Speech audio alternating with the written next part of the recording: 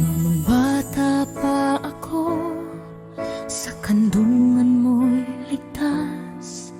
Sa bawat luha't sugat, ikaw ang aking lunas. Pinagod mo ang katawan, isinakripisyo ang lahat para sa kinabukasan. Noon ay pangarap lamang. Ngunit habang lumilipas ang mga taon at araw, unti-unting yumuyuko ang iyong dating matatag na galaw. Ang mga kamay na humawak sa akin ng mahigpit, ngayon ay nanginginig na, naghahanap ng paglingap at pag-ibig.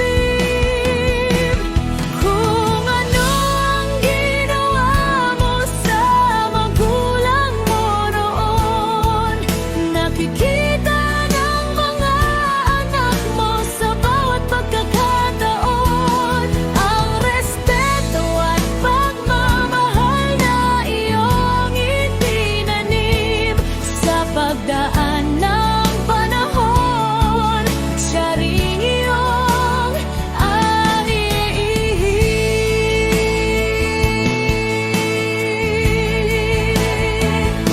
Kapag iniwan mo silang luhaan sa kanilang pagtanda, paano mo maaasahang hindi yun gagayahin ng iba?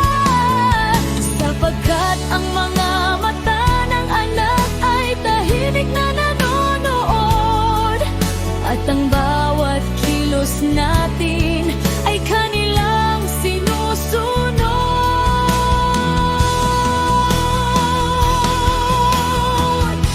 Ang buhay ay umiikot na parang gulong ng panahon. Ngayon ikaw ang malakas, bukas na may hihina rin.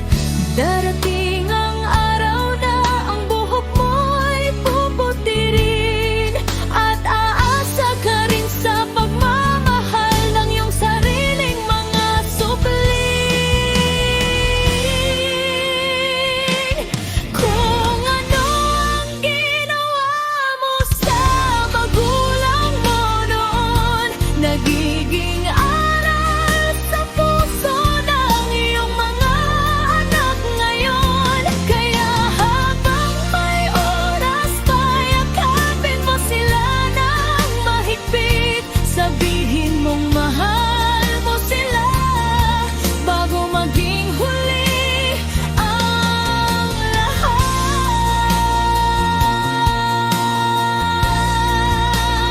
Dahil ang pagmamahal na ibinigay sa mga magulang ay pagmamahal ding babalik sa iyong tahanan. At sa bawat kabutihan iyong iniaalay, may anak na natututong magmahal sa tamang paraan.